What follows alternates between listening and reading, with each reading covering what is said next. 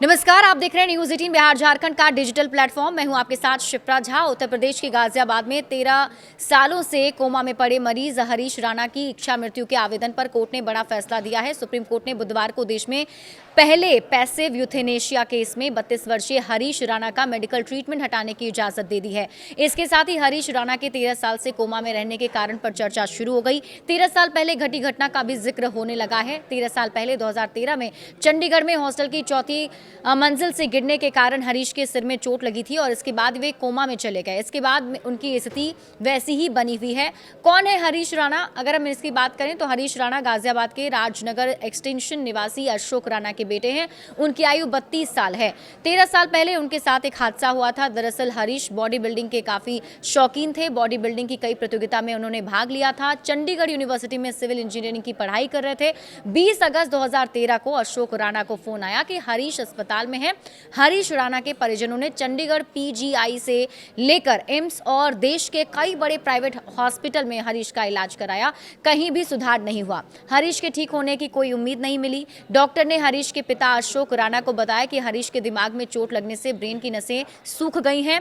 अब ठीक होने की कोई उम्मीद नहीं बची। पिछले 13 सालों से हरीश स्थायी वनस्पति अवस्था यानी वेजिटेटिव स्टेटस में है। हरीश ना तो किसी चीज़ को महसूस कर सकते हैं, ना ही चल बोल सकते हैं। उनके शरीर में पिछले 13 सालों से किसी तरह का कोई मूवमेंट नहीं हुआ है। कभी कभार थोड़ी बहुत पलकें झपकती हुई ज़रूर दिखाई देती है। इस स्थिति को देखकर माता पिता का कलेजा छलनी होता रहा है।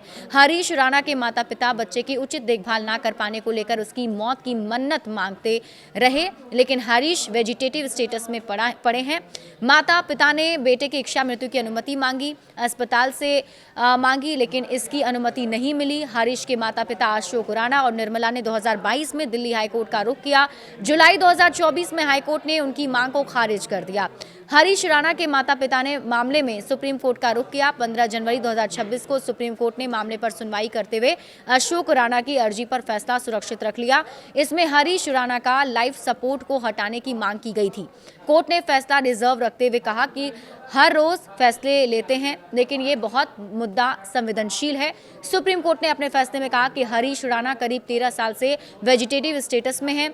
हरीश के जीवन और उनके परिवार के संघर्ष की कहानी किसी को भी झकझोर सकती है। सुप्रीम कोर्ट के जस्टिस जेबी पारदीवाला और जस्टिस केवी विश्वनाथन की बेंच ने इस फैसले से पहले हरीश के माता पिता से भी बात की थी।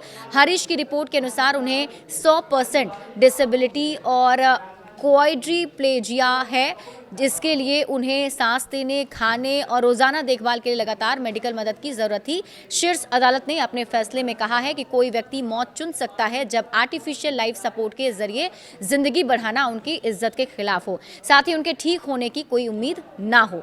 बड़े अपडेट्स के लिए आप जुड़े रहिए न्यूज 18 बिहार झारखंड के साथ।